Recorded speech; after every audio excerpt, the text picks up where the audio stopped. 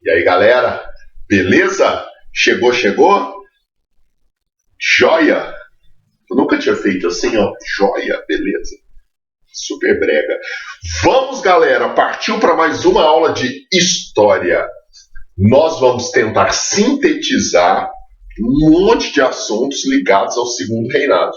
Vamos aproveitar essa quarentena. Eu vou fazer um apanhado geral sobre esses temas e vocês em casa vão aprofundar utilizando o livro didático, vendo outros vídeos, e há um vasto, extenso material sobre o assunto.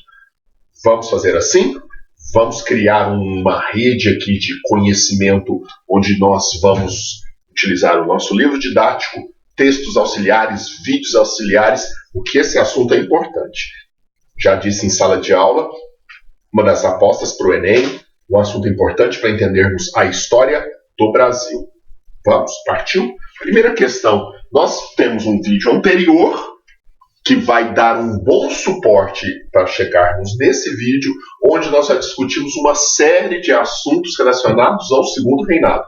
Por exemplo, nós vimos como que o Segundo Reinado se estabeleceu, já vimos uma parte das leis abolicionistas, já vimos toda a estrutura política estabelecida ali, as questões econômicas. Então isso aqui é uma continuação, pegando uma parte do Segundo Reinado, que seria a parte final, a crise. Para chegarmos na crise que vai levar ao fim do Segundo Reinado, vamos começar dando uma olhada na Guerra do Paraguai. Ok? Guerra do Paraguai. A bateria está fraquinha. Você põe o carregador para mim, por gentileza? Ou seja, você brilhou. Parabéns. Aí, então vejam, Guerra do Paraguai. Para quem? O Paraguai busca a saída para o mar. Olha que resumo. Mas por que o Brasil vai se envolver com o Paraguai em 1864 numa guerra sangrenta, gigante, monstruosa? Uma guerra nunca acontece por um motivo só. Uma série de razões. Mas vamos didaticamente levantar a seguinte questão. O Paraguai é um país sul-americano. Muitos documentos mostram que o Paraguai vivia uma situação econômica, financeira, vivia um momento razoavelmente estável, tranquilo, havia um certo progresso no Paraguai, ainda que fosse governado por um ditador, Solano Lopes, havia ali um processo de desenvolvimento interessante. O que nós vamos ter de importante aqui? A questão de que o Paraguai é um país isolado, entre aspas, sem saída para o mar. Nesse período aqui, nós estamos falando de uma época de navegações como uma base importante de todo o comércio.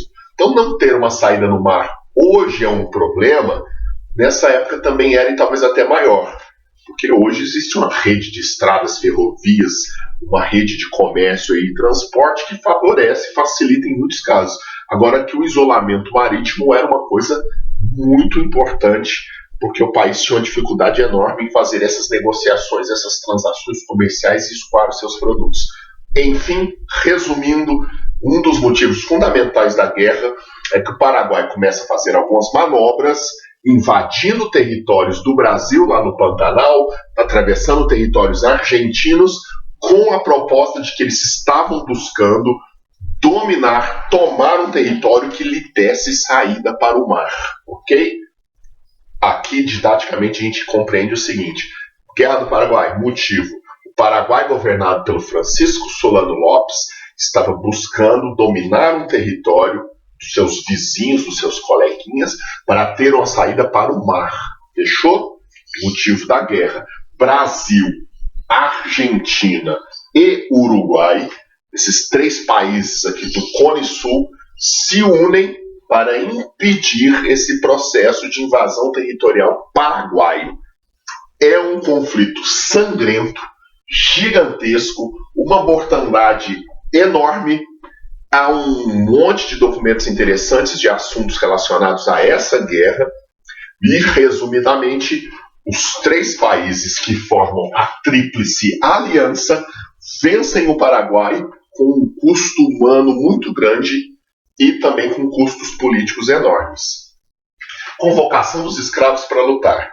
Na falta de um exército amplo, grande, para enfrentar um conflito dessa dimensão, muitos escravos foram convocados para lutar com promessas de liberdade posterior. O próprio exército também foi para essa guerra, comprou essa briga, entrou nesse conflito com a promessa de ter compensações posteriores, inclusive financeiras, e os desgastes políticos vão estar muito ligados a isso.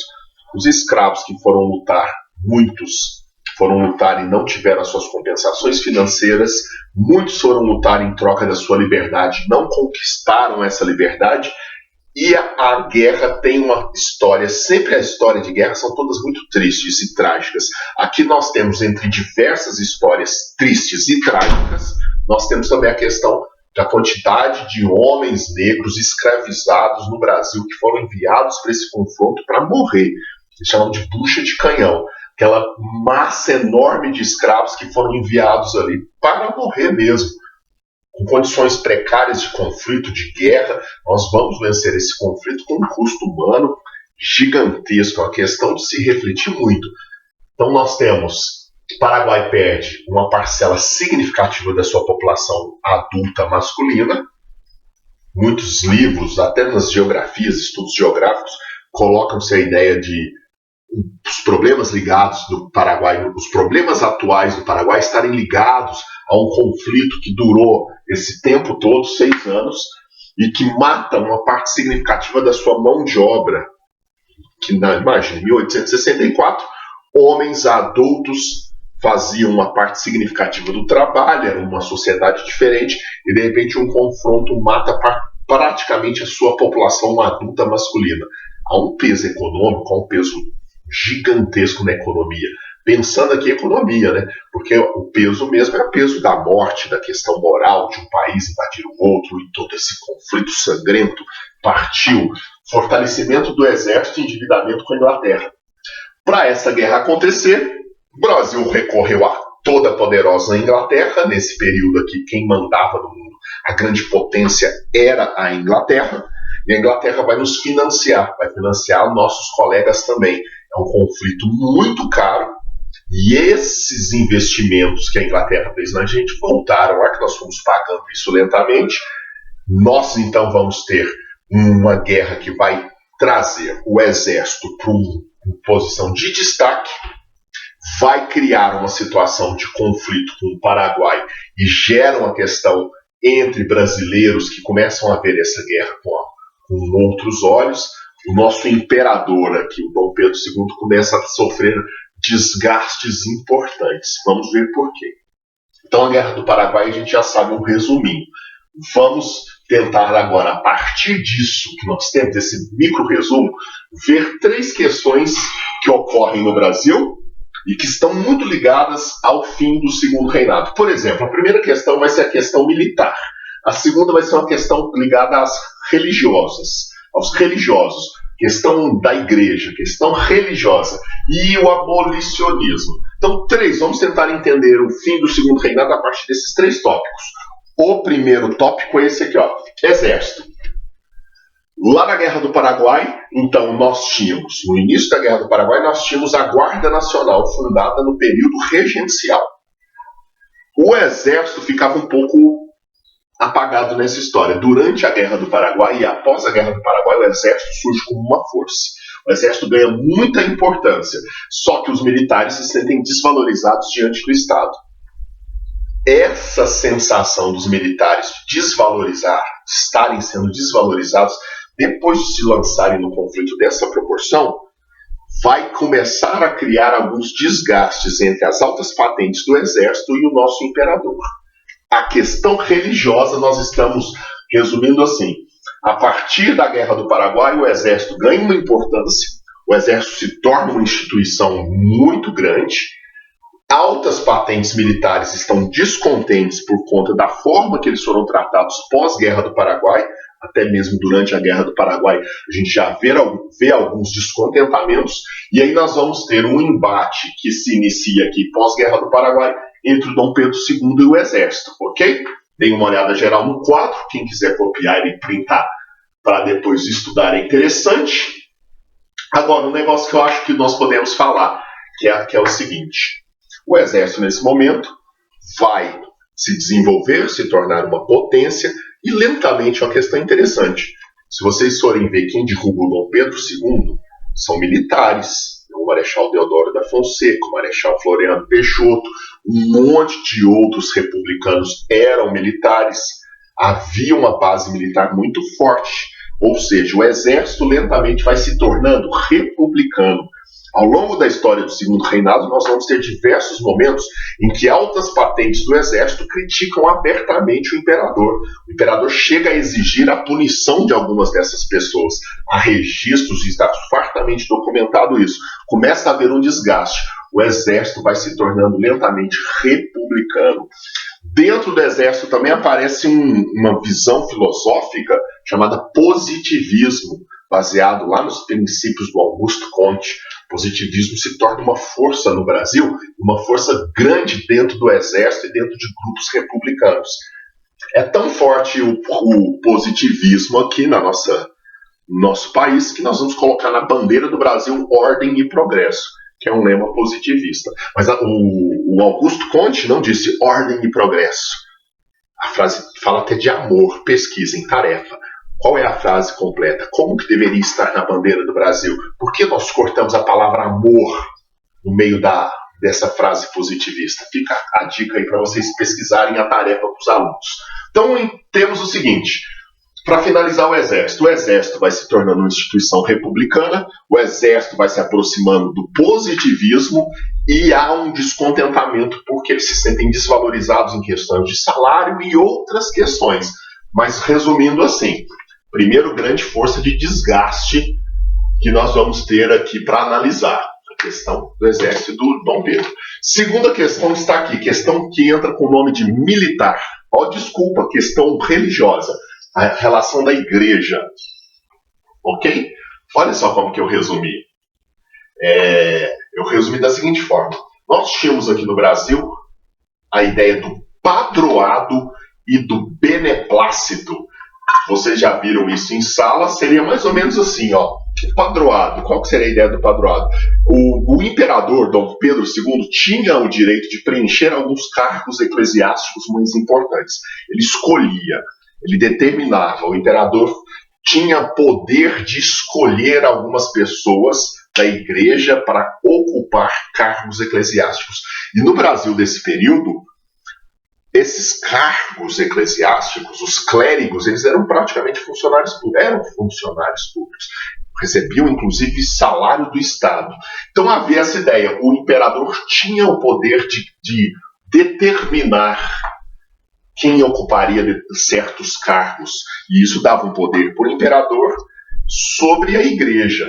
Em 1824, na Constituição Monárquica Brasileira, estabeleceu-se que o cristianismo católico, o catolicismo era a religião oficial do Brasil. Dessa forma, a igreja tinha um poder grande dentro do Estado, mas o Dom Pedro II abusava, entre aspas, desse poder dele, de poder, essa condição dele de poder escolher pessoas para ocupar cargos dentro da igreja. Então, o padroado vai gerar alguns descontentamentos. O beneplácito, por sua vez, é um pouquinho diferente. Quando o Papa criava suas bulas, seus documentos oficiais, essas bulas deveriam ser seguidas por todas as igrejas e por todas as instituições católicas. O Papa determinava e passava a ser lei. Olha a aspa. Aqui no Brasil, o Dom Pedro II tinha um poder chamado de beneplácito. Ele podia olhar alguma determinação do Papa e falar: essa não vale aqui para o Brasil. Nós não seguiremos essa proposta. Isso também gerava um desgaste muito grande. A aprovação das ordens papais podiam ser cumpridas ou não determinado pelo imperador. Ele determinava isso. Eu anotei ali a palavra para me escrever direitinho. Vou escrever aqui no cantinho. Eu escrevi ali assim, bula sílabus. A bula sílabus. Qual foi a bula sílabus? Está lá no cantinho, estão vendo? Está escrita, foi entre 1864, que foi instituída, determinou que o Papa era infalível, a infalibilidade papal, e determinou também a ideia que grupos anticlericais, grupos seculares, não poderiam participar da igreja. Isso é bem óbvio. Mas, no fim de tudo, resumo assim essa questão. No Brasil, a maçonaria vinha ganhando muita força. Existem estudos aí que mostram que praticamente todos os presidentes brasileiros têm alguma relação com a maçonaria. É um número assim, ridículo dos que não tiveram relação com a maçonaria.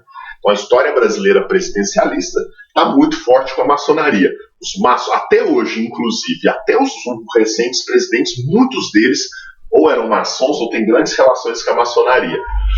Só que a Igreja Católica, nesse momento, começou a entender que a maçonaria era uma instituição com muitas posições anticlericais, que a maçonaria tinha muitas visões que eram seculares, ou seja, contrárias à visão religiosa.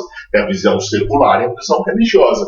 Então a ideia era simples, o Papa, o Pio IX, ele estabeleceu, nós vamos então impedir que grupos como a maçonaria, por exemplo, façam parte da igreja. No Brasil isso pesou, porque muitos padres, muitos clérigos, muita gente importante dentro da instituição católica eram maçons. É um desgaste gigantesco, onde nós teremos pessoas sendo presas, o imperador tentando interferir, inclusive criando uma comissão para ir lá no Vaticano conversar com o Papa para tentar contornar a situação, porque a base de apoio do Dom Pedro aqui no Brasil muito forte eram grupos maçons e era também grupos religiosos. Então, de repente, nós vamos ter uma questão, um desgaste. O desgaste era, expulsa os padres maçons? Não expulsa. Alguns chegaram a ser presos. E aí nós vamos ter um desgaste enorme com o imperador tentando contornar. Olha, eu tenho direito, mas qual é o tamanho do desgaste que vai gerar se eu mandar expulsar todos os padres, todos os maçons da igreja? Como que eu vou lidar com tantos descontentes? E é o que acontece. Muitos colocam o seguinte, o segundo reinado vai sofrer um desgaste, vai enfraquecer, porque o apoio do exército vai sendo diminuído lentamente, a igreja e o imperador Dom Pedro II criam um desgaste por conta dessas questões da maçonaria, por conta da necessidade de expulsar os maçons. O próprio Dom Pedro II era um maçom importantíssimo. Então, como que ele era um católico fervoroso, representante da igreja no Brasil, como imperador, para ele mesmo essa bula era um pouco complicada. Então, imaginem, está aí que nós resumimos o resumo do resumo da questão militar. E, por fim, para encerrar nossa aula, as leis abolicionistas. Então nós vamos ver que a queda do Império está ligada a vários fatores. Não tem uma palavrinha que resume tudo. Os alunos às vezes querem isso, né? Me fala aí o fim do Império. Pá, acabou. Não, é uma série de questões históricas que vão se evoluindo, se complementando, somando-se. Essas questões. Desgaste com o exército, desgastes com a igreja, questões econômicas são importantes também. A economia, quando não vai bem, vocês sabem que aí a coisa anda até mais rápido. E também no Brasil nós temos que pensar na questão do abolicionismo. Há um fato, documentação, falando que o Império, que a família real brasileira era contra a escravidão, mas não via uma forma de acabar com a escravidão sem criar um desgaste gigantesco com a elite cafeeira, com a elite agrária brasileira, que era essencialmente escravocrata, com uma parte gigantesca da população brasileira que falava: eu até acho que a escravidão seja ruim, mas o Brasil não sobreviveria sem essa mão de obra. Olha, eu acho a escravidão abominável, mas o país não vai dar certo sem escravos, porque a essência da mão de obra brasileira é escrava. Era isso. Hoje em dia a gente vê muitas pessoas com aquilo. Eu não sou racista, mas aqui já existia isso. Olha, eu sou contra a escravidão, mas o Brasil não sobrevive sem essa mão de obra. Então tinha esse problema. Como abolir a escravidão? Com uma população que via a escravidão como uma instituição forte, importante para o funcionamento da nação, e com a base, a sua elite, a sua parte mais rica e influente politicamente escravocrata.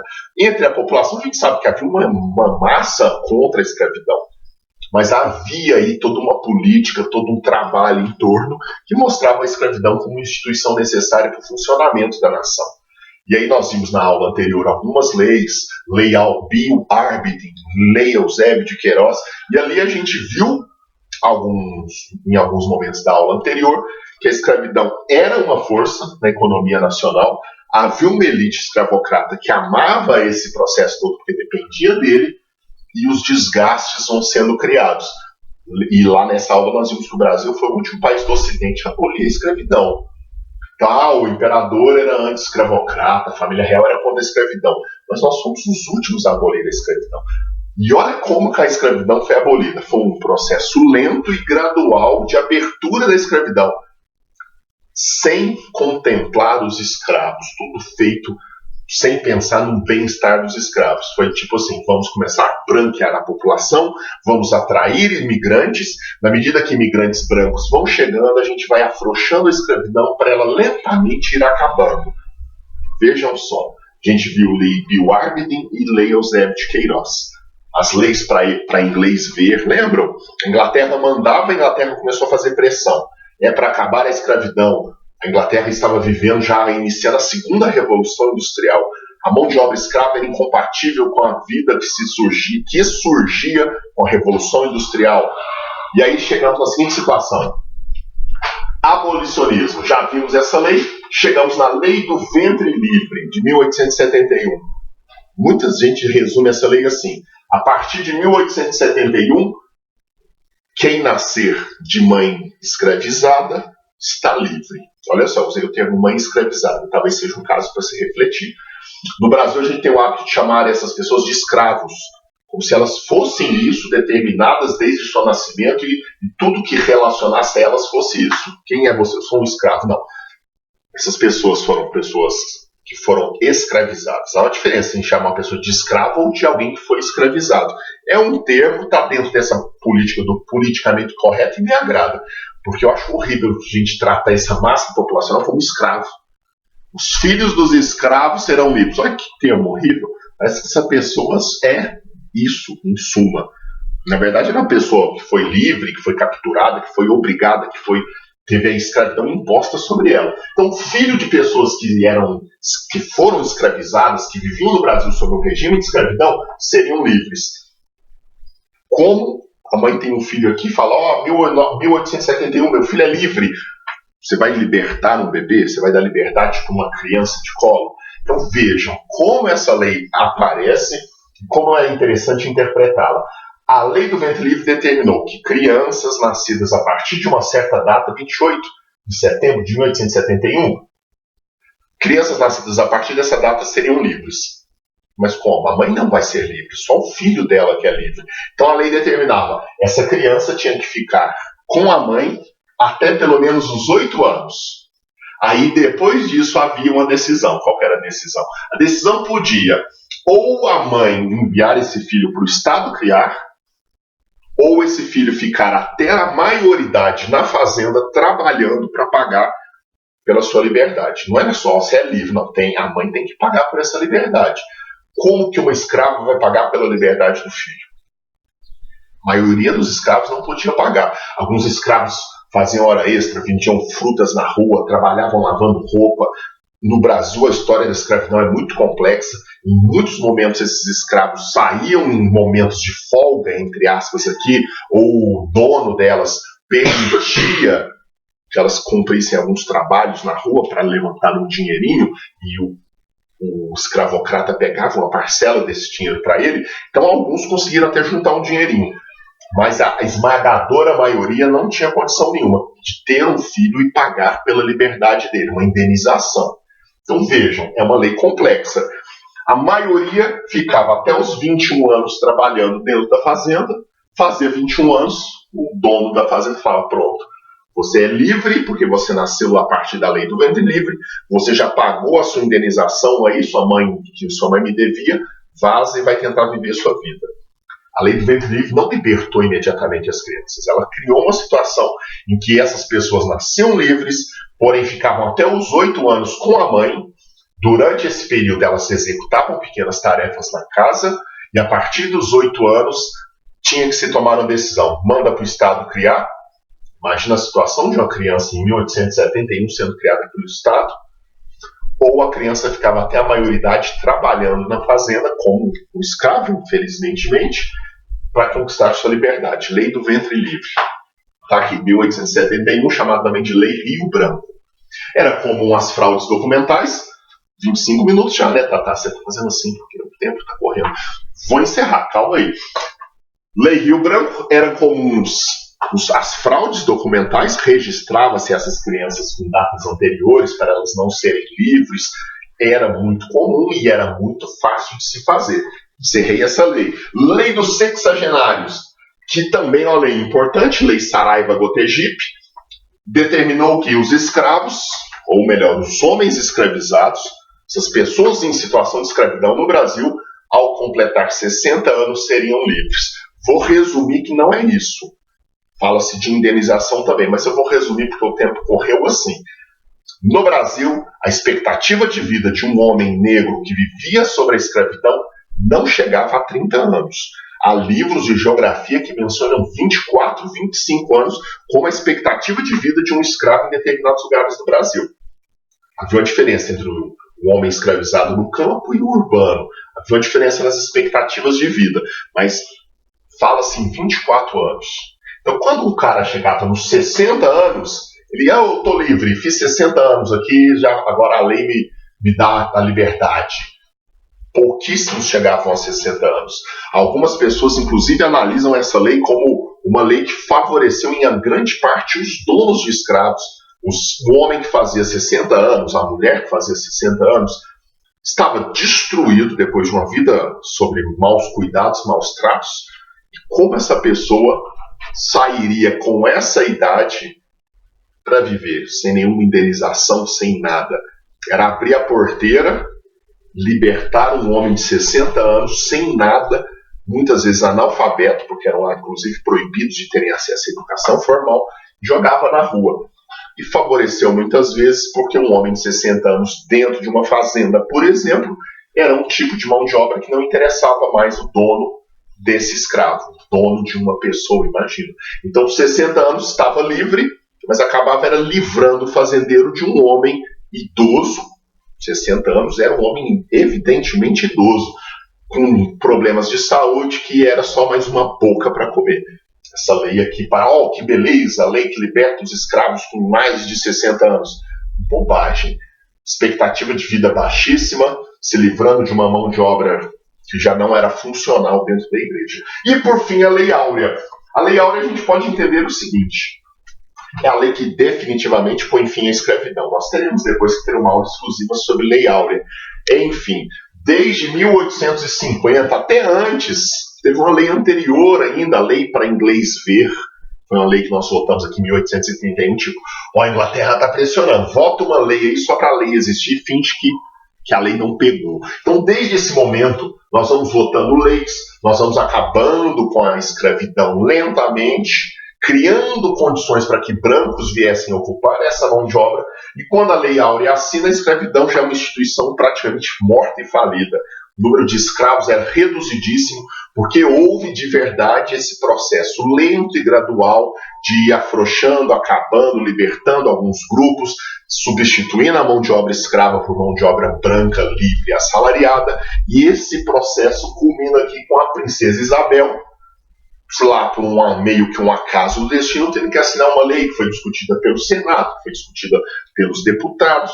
Parece que muitas vezes os livros ensinam, parecem, ou as pessoas acreditam que a princesa Isabel chegou e falou assim: gente, vamos acabar com a escravidão, tá aqui a lei. Não, um processo político discutido. Ela só, no fim da história, assinou isso, e assinou no momento em que nós já estávamos sendo o último bastião da escravidão no mundo, o atraso total e absoluto aqui mantendo a escravidão, enquanto que a América inteira já tinha abolido, e a gente com inclusive fazendeiros pressionando pelo fim da escravidão para favorecer mais essa chegada de uma mão de obra livre e branca. Fechou? Terminamos. Meia horinha de aula. Pensei que ia fazer em 10 minutos. A República então é estabelecida no dia 15 de novembro por um grupo de militares. Próxima aula, ou uma das nossas aulas que virão, é sobre isso. Até a próxima, pessoal. Valeu!